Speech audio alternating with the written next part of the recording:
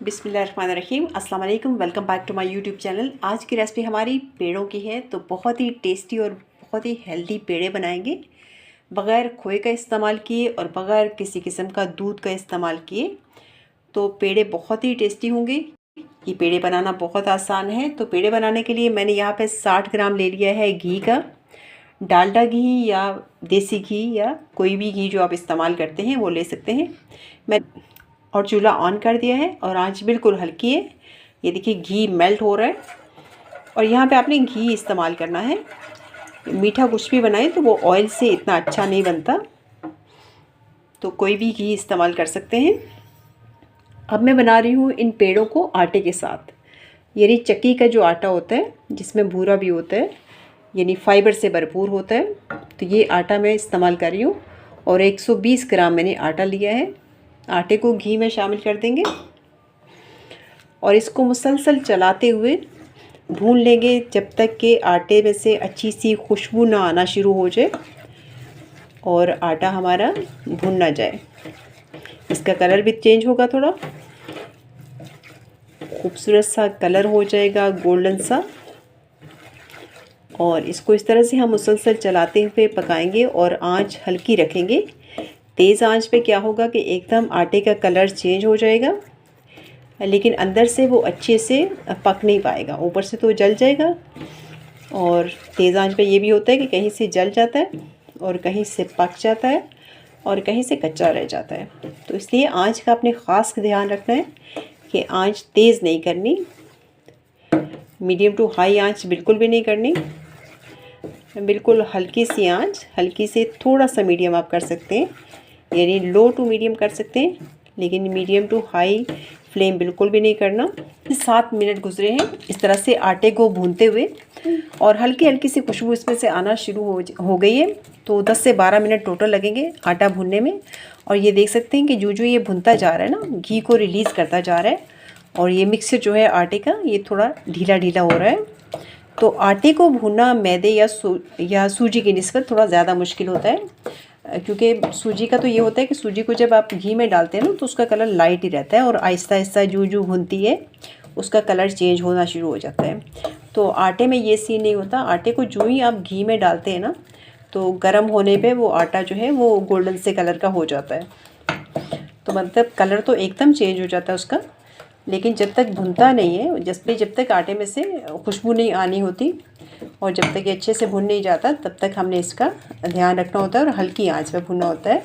आटा जो है वो ज़्यादा जल्दी लग जाता है, जल जाता है। यानी अगर ज़रा सी भी बेध्यानी करें, आंच तेज़ करें या हिलाने में आप एहतियात ना करें, एक साइड से हिलाते रहें और सारी तरफ से हिलाने ना पाए, तभी आटा जल जाता है। तो इस तरह से आटे को चम्मच चलाते हुए 10 से 12 मिनट के लिए हमने इसको भूनना है। और ये देखिए जो ये भुन रहा है ना, ऑयल घी रिलीज़ कर रहा है और आटे का मिक्सचर जो है इस तरह से लूज़ होता जा रहा है।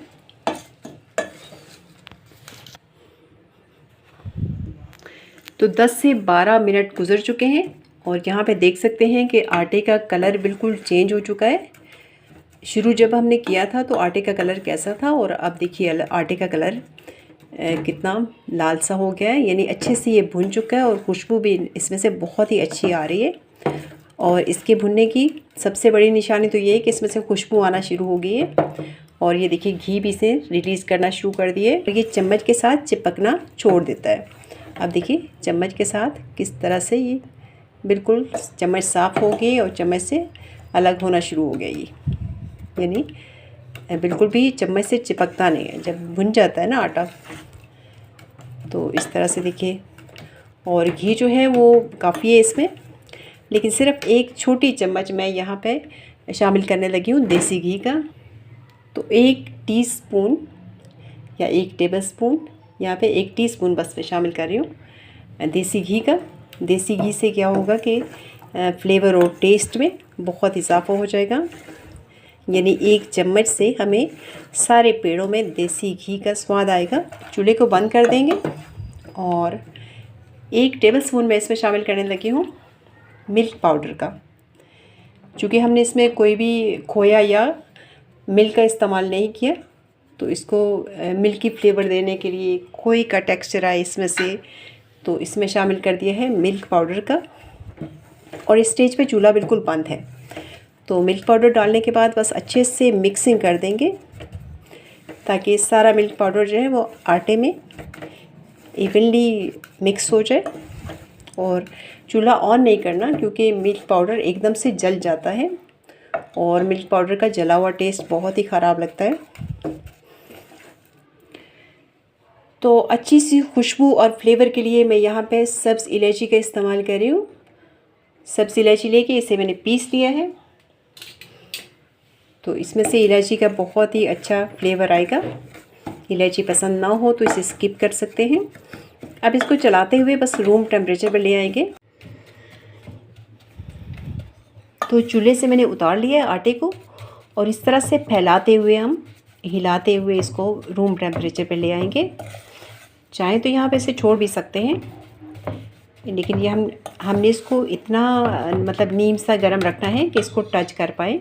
अभी थोड़ा ज़्यादा गर्म लग रहा है, तो 2-3 मिनट के लिए इसे और मिक्सिंग करते हुए बस हिलाते हुए थोड़ा सा ठंडा कर लेंगे। पेड़ों के लिए हमने जो आटा भूना था उसे थोड़ा रूम टेम्परेचर पे आने का इंतज़ार कर रहे थे, तो अब ये बिल्कुल रूम टेम्परेचर पे आ चुका है।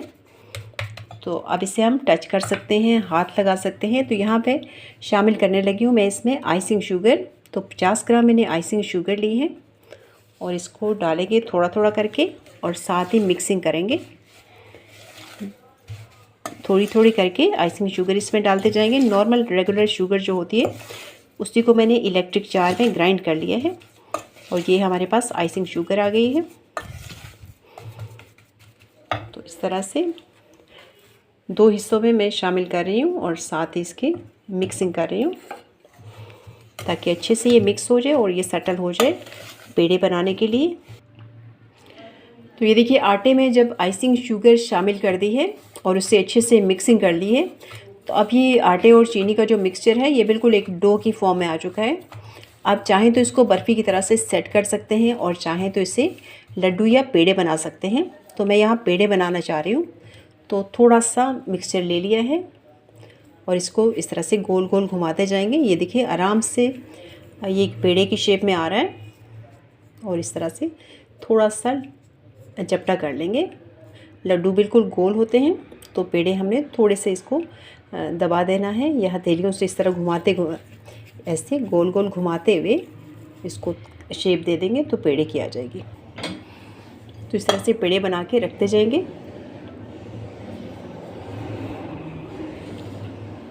तो पेड़ों को शेप देने के बाद इनको डेसिकेटेड कोकोनट में या शुगर में या इस तरह से मेरी तरह से मिल्क पाउडर में कोट करके रख सकते हैं। तो इससे बहुत ही देखने में भी अच्छे लगते हैं और टेस्ट फ्लेवर में भी इजाफा हो जाता है। तो यहाँ से एक पेड़ा लेंगे, इस तरह से 2 को मैंने कोट कर लिए। तो यूँ इसे मिल्क पाउडर में कोट करते हुए रख लेंगे। तो ये देखिए इस तरह से उठा के, अभी ये बिल्कुल सॉफ्ट है। और अगर स्टेज पे इनकी शेप डिस्टर्ब भी हो जाए तो इनको दोबारा आप सेट कर सकते हैं बिल्कुल। तो पेड़े हमारे सारे तैयार हो गए। ये लास्ट वन था। इन सब पेड़ों को एक दूसरी साफ़ प्लेट में रख लेते हैं। वो प्लेट थोड़ी ख़राब हो गई है, तो इनको इस तरह से साफ़ प्लेट में रखते जाएंगे। तो थोड़े से आटे के साथ हमारे ये देखिए बहुत से पेड़े प्लेट भर के तैयार हो गए और ये देखिए देखने में ही बहुत खूबसूरत लग रहा है। और अंदर से भी मैं आपको चेक कराती हूँ कि किस तरह का इसका टेक्सचर है।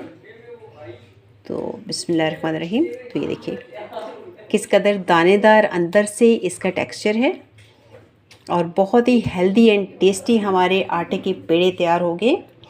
तो वीडियो को लाइक शेयर एंड चैनल को सब्सक्राइब करना मत भूलिए। Thank you for watching. अल्लाह हाफ़िज़।